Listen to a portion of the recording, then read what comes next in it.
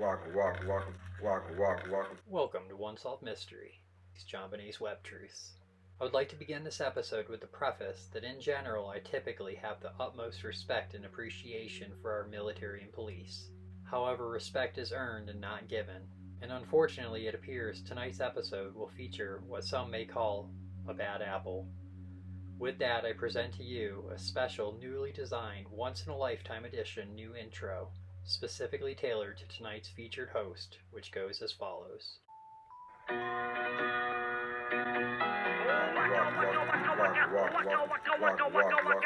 you're a great crowd. Thank you, and thank you.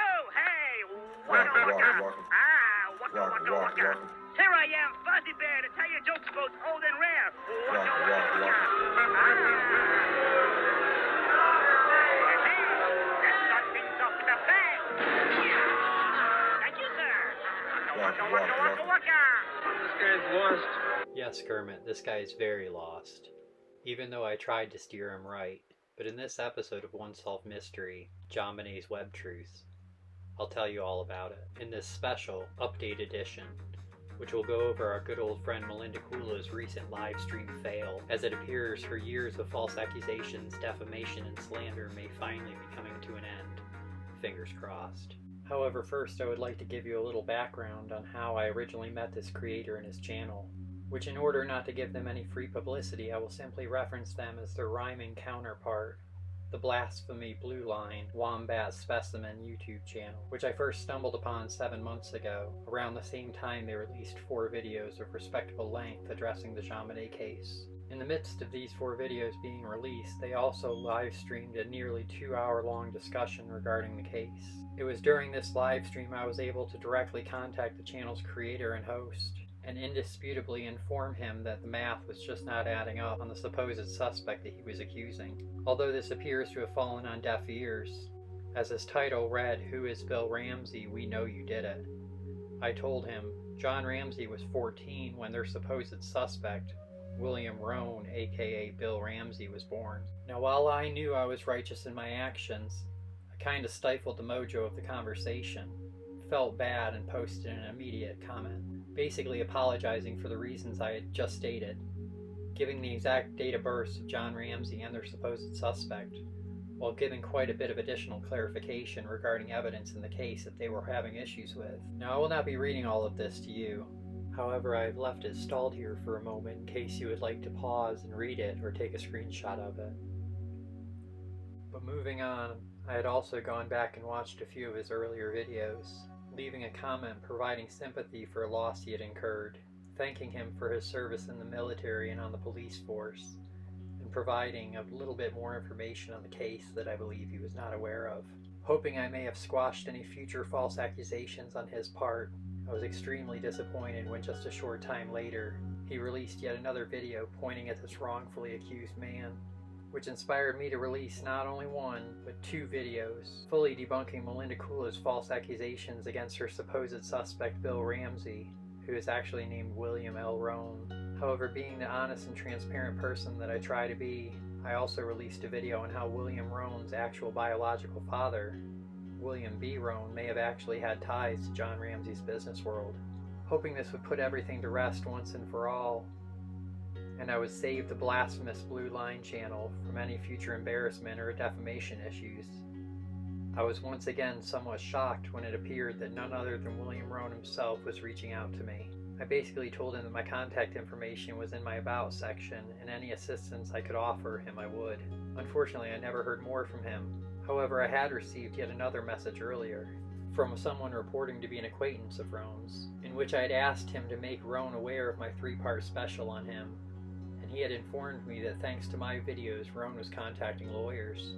However, that was not the end of interesting comments I had received, as I also received a comment by a viewer named David Strum, who said that he was currently working with Mr. Roan, and will be referenced again later in this episode. Satisfied with the fact that I had publicly debunked a good majority of Melinda's false claims, was able to bring this horrible defamation of character to Roan's attention, that he was seeking legal counsel to try and get his good name back, and thinking I would not have any more issues with the Blasphemous Blue Line creator, I was quite shocked when just 2 months ago, the same creator released not just one, but 2 videos continuing to blame this falsely accused man, under which I went into the comment section and very nicely asked him to please give up on the Bill Ramsey theory, as it was getting a bit old, as I had made him well aware of the actual facts nearly 5 months earlier and was sincerely trying to save him from any future embarrassment or trouble.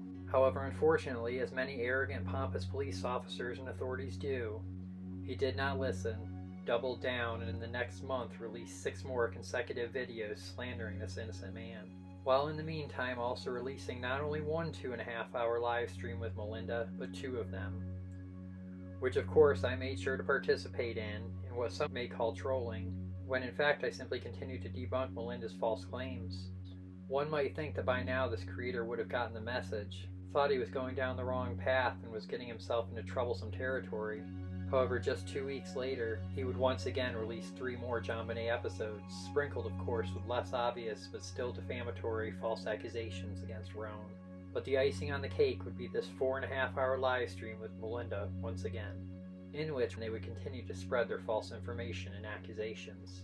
Followed the next day by the creator's own independent 12-minute live stream focusing on this case that he appears dead set on ignorantly harming, because apparently the show must go on, as over the next 7 days he would release 8 more episodes, the majority of which were him doubling and tripling down on his false accusations regarding William Roan. He even proudly boasted on one of his thumbnails that they will not stop. However, hopefully his train has finally fallen off its tracks for good, as his most recently released live stream with Melinda Kula turned out to be a total flop, and will be the meat and potatoes of the remainder of this episode's discussion. Now, within this recent live stream, Miss Kula claims to currently being persecuted and harassed for her questionable actions by multiple individuals. 5 to be specific, and I am proud to say that I am one of them. But I will timestamp and divide this into 3 or 4 subsections, starting with a section on her supposed harassment from yours truly, followed by a section including a special guest appearance by one of her own relatives, whom I believe is either a sister or a niece, and Melinda's own testimony that her own blood and flesh brother is threatening to sue her for defamation. Then a section where she tells us about her recent cease and desist requests from none other than her falsely accused suspect William Roan and his colleague David Strum. A follow-up section on what Melinda thinks of and how she treats her own family, and her future intentions working on these cases.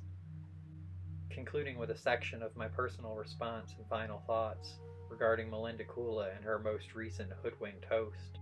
So let's start out with her recent claim that I personally have been chastising her for no good reason. But first I'll set the stage. Melinda is discussing and trying to connect John Ramsey's loss of 2 daughters, JonBenet on Christmas of '96, and his eldest daughter Elizabeth in early 1992. With that said, let's roll that beautiful bean footage.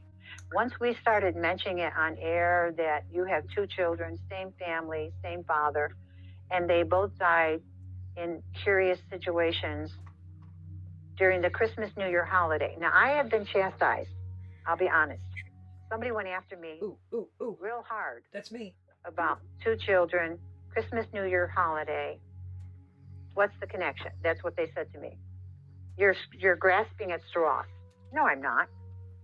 When you have a murderer who does not work during the winter months because of cold, and construction is not a winter activity for financial gain, it's seasonal.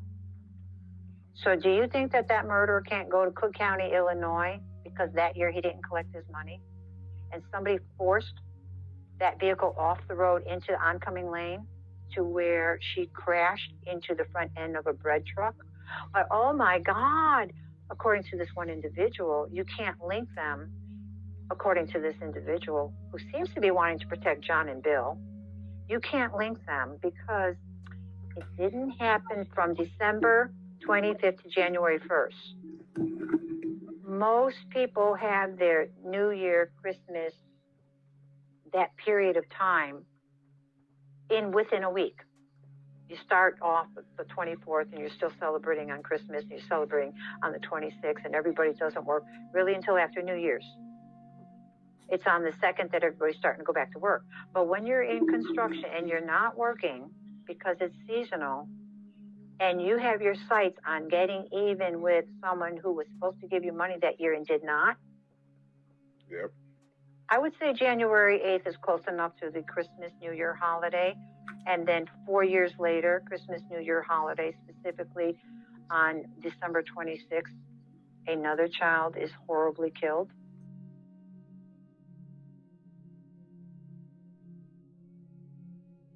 Elizabeth Ramsey died in a very suspicious car accident between the Christmas, New Year holiday years earlier, only a few years earlier.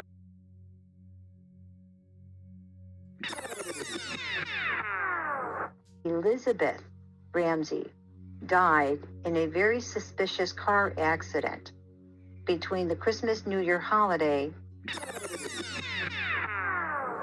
between the Christmas, New Year holiday between the Christmas, New Year holiday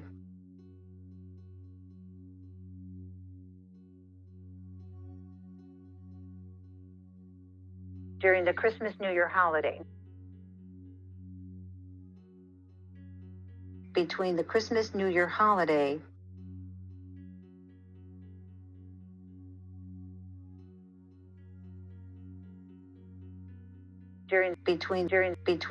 between. Okay, does anyone else notice a difference?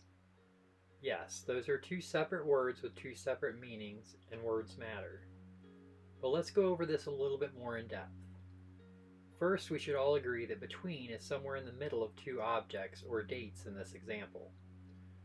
So we will say between runs from December 25th to January 1st.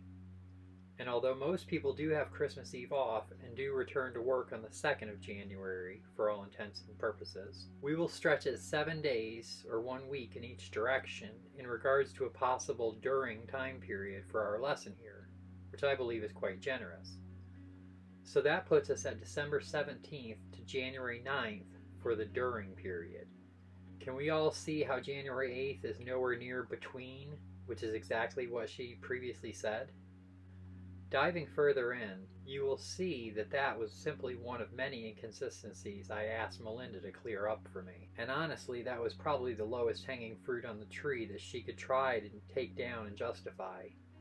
Because I had actually asked her a total of 15 questions, which I will highlight at the end of this video.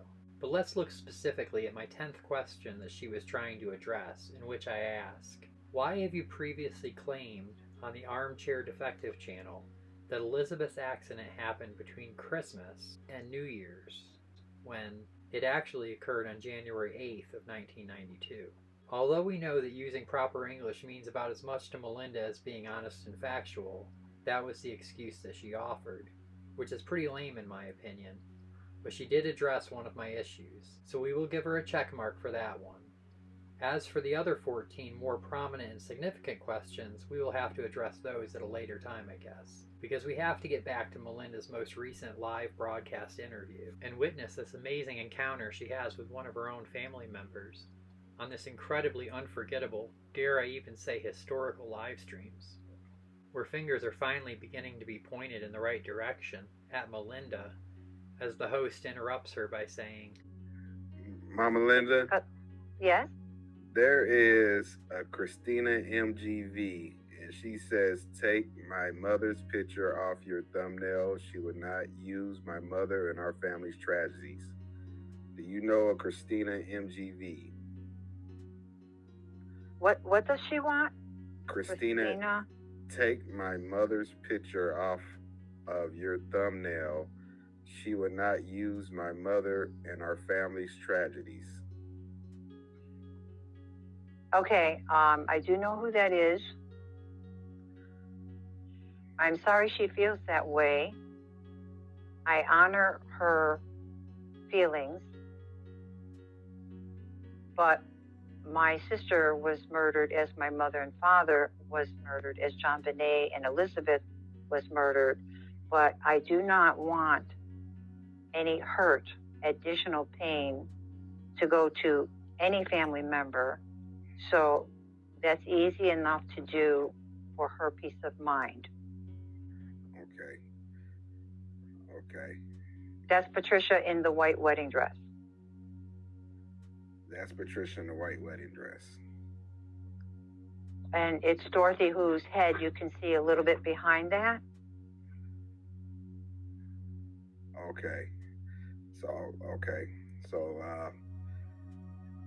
I'm gonna respect the wishes. I'm gonna redo the thumbnail, and I'm gonna take her picture down. Again, I don't want to upset anybody. And Exactly. I apologize for using, I definitely do. And I definitely will make a new thumbnail and take that off there.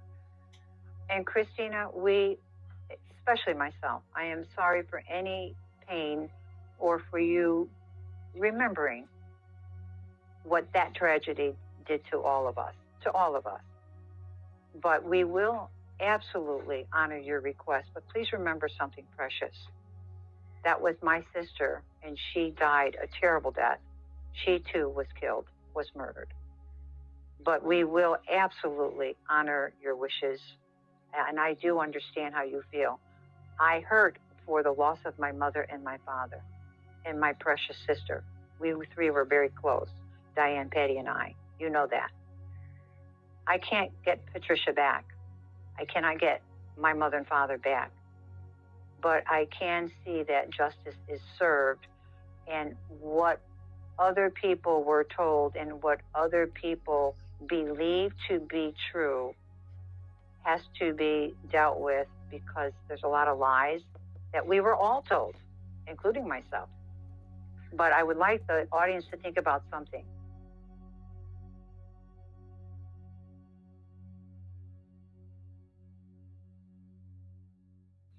By the way, this is what they're trying to do. Just recently, so they're running scared since the veterans have now gotten involved, and the veterans have offered their assistance, their training, and their protection to the victims and their loved ones. Is it just right now, for that reason alone, that Bill and David Strom, his friend and general contractor, are aggressively attacking me and telling me that they're going to take my home and all my assets and leave me penniless, and I'll be living in the street with myself, my dogs, and my kids for what my husband has earned his entire life? Because they're scared. They're scared that the veterans together are going to get cooperation from the authorities who have failed us all along. And the same threat, very real threat, Daniel Babbage has promised to do the same thing.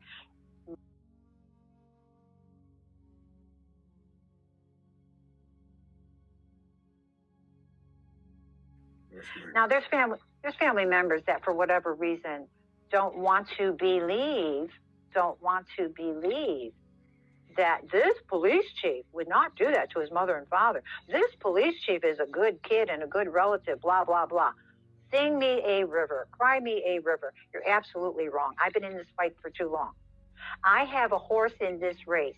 My mother, my father, my sister, and I have adopted JonBenet and her sister's boyfriend. And for all time, I will fight until I can fight no longer. And that's only going to happen because I'm in heaven. So you take my freaking house, and you take my cars, and you take our savings, but you're still not going to get away with this, because I'm not going to stop fighting. And the fact that those people who are signing documents to help you do this, they will be proven to be nothing more than accomplices of the murder of Dorothy Babbage, Walter Babbage, JonBenet, Elizabeth, and her boyfriend.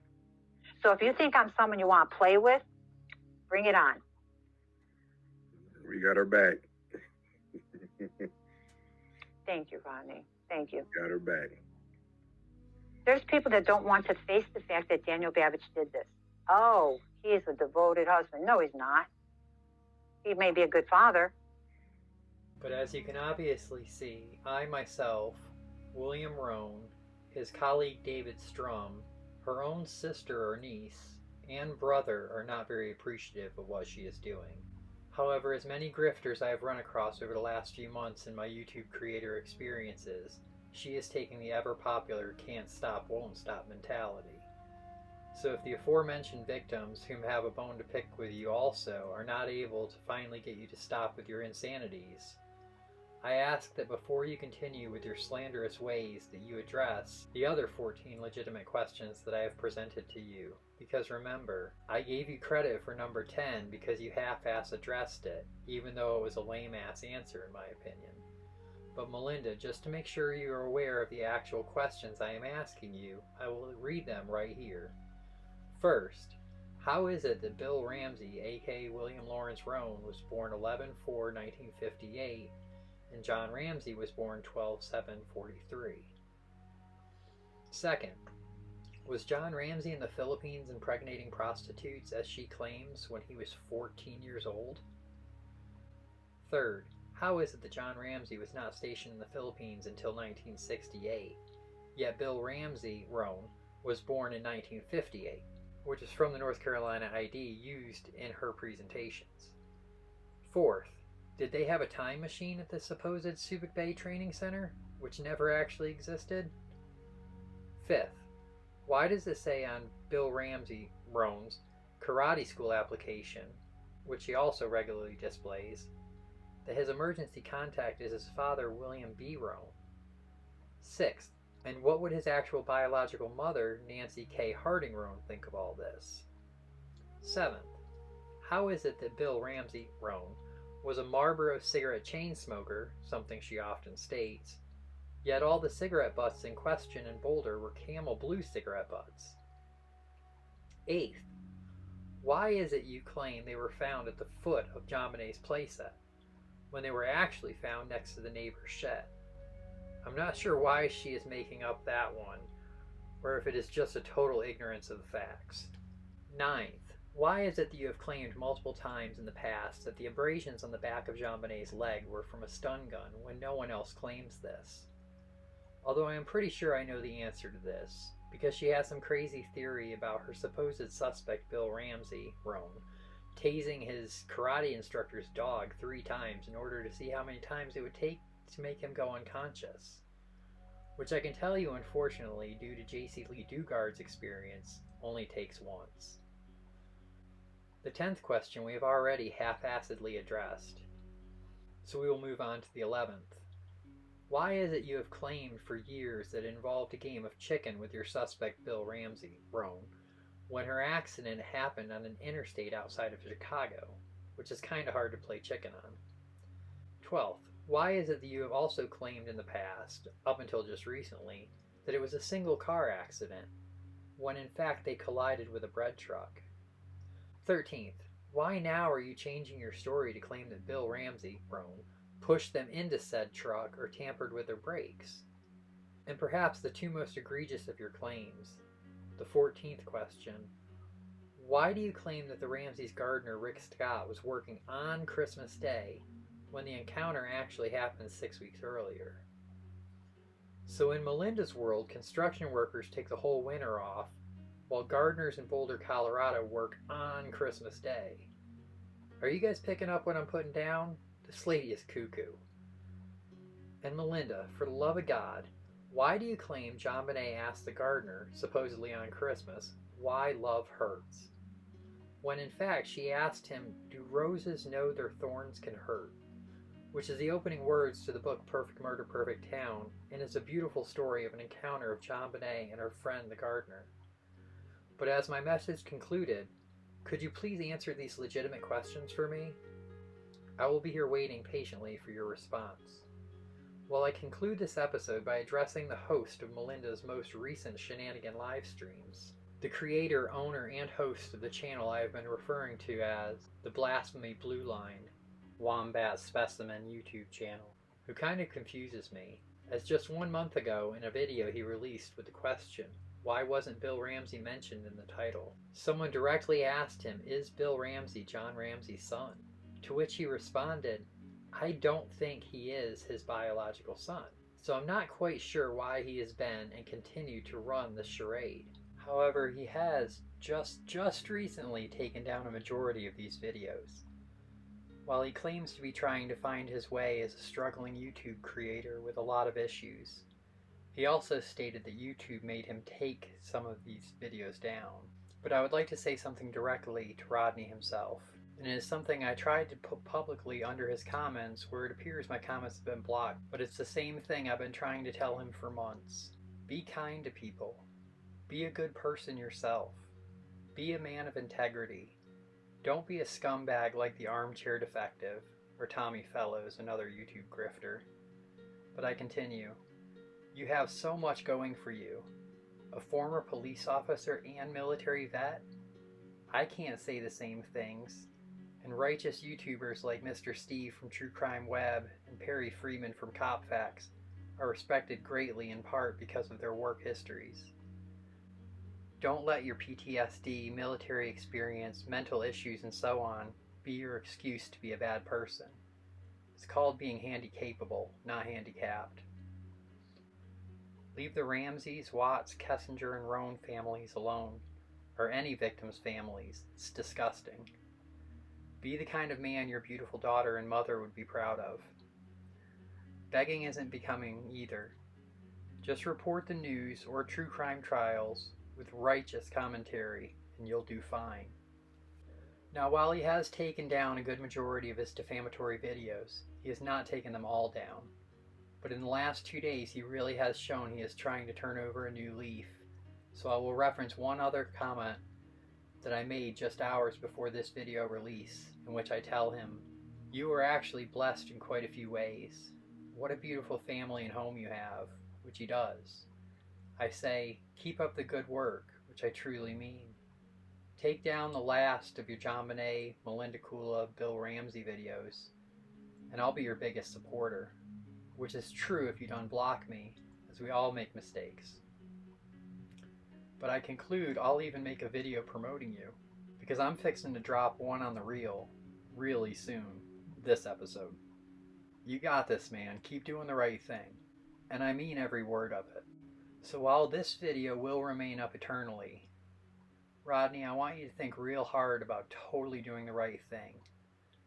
While Melinda has her own issues, get your full respect and dignity back. I'm out.